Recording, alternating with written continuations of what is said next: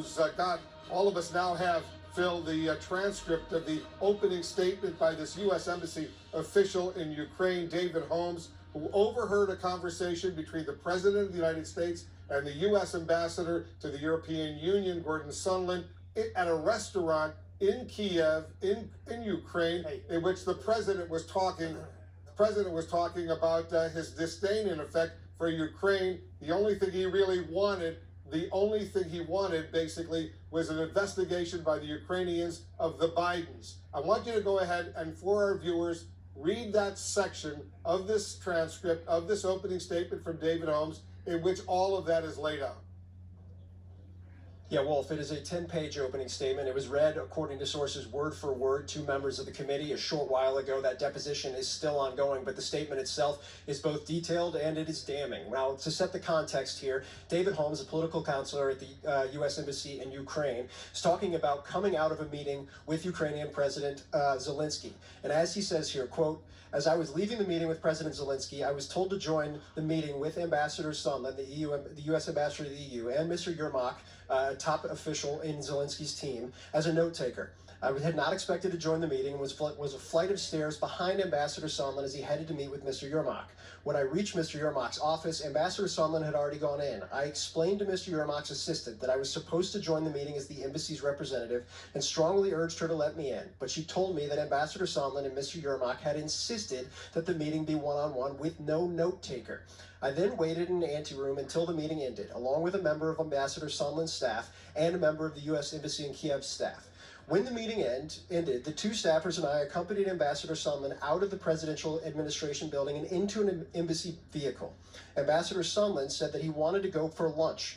I told Ambassador Sondland that I would be happy to join if he wanted to brief me on the meeting with Mr. Yermak and discuss other issues, and Ambassador Sondland said that I could join.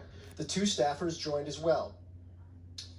The four of us went to a nearby restaurant and sat in an outdoor terrace. I sat directly across from Ambassador Sondland and went directly to two staffers through the Wolf, when you go through the details of this actual deposition, of this opening statement, it makes very clear that during the lunch, Ambassador Sondland said he was going to call President Trump and give him an update. Ambassador Sondland placed a call on his mobile phone, and I heard him announce himself several times, along the lines of Gordon Sondland holding for the president.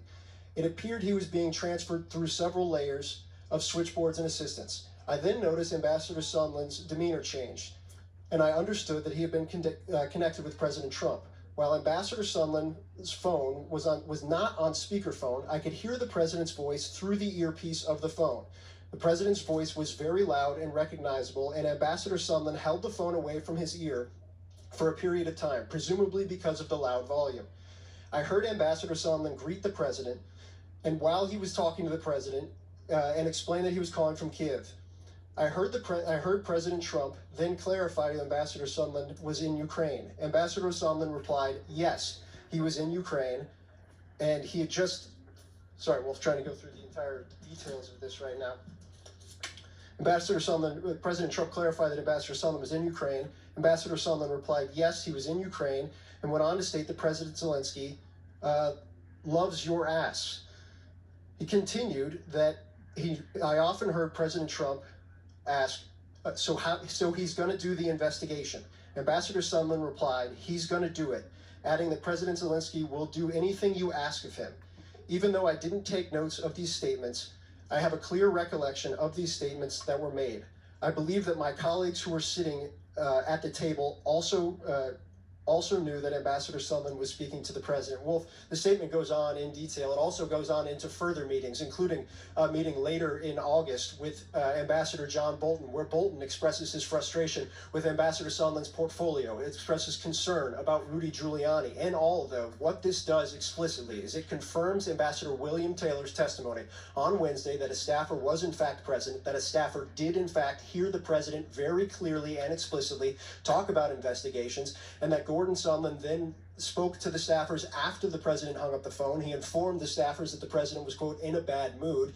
And he informed the staffers that when it came to Ukraine, the president, quote, just cares about the Bidens. Wolf, what this does is it provides a first-person witness to the president's own words, something that Taylor in his testimony on Wednesday first alluded to. That deposition is still ongoing behind closed doors right now. But the depth and detail of this statement, again, he says he did not take notes from this meeting, but he says two things that are important here. He has a very clear recollection of the meeting, and that there were two other staffers who were sitting at the table that also would confirm the same exact things that he was saying. In other words, everything that Taylor testified to has now been confirmed in first person through the words and direct quotes of the president, as well as the thereafter conversation with Ambassador Gordon Sondland. Well, if this is something that Democrats have been looking for, this is something that was obviously new when it came out on Wednesday, and this is a statement in full detail over the course of 10 pages, and the deposition question and answering that is still going on right now that will certainly move to the very heart of the Democrats' investigation into what's going on here with Ukraine, the very heart of their impeachment inquiry. And you can almost be certain at this stage in time, at least based on this opening statement, there's a very good chance that we will hear from David Holmes in a public setting at some point soon. That hasn't been confirmed yet. The committee has not said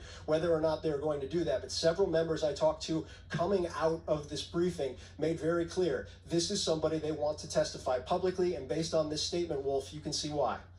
Significant development indeed. Phil Mattingly, thank you very much. Stand by. I'm going to get back to you. John King, so much jumps out at us specifically when Ambassador Sondland tells this U.S. Embassy official, David Holmes, that President Zelensky, when he said that in this conversation that he overheard with the President Zelensky, he told the president, loves your ass.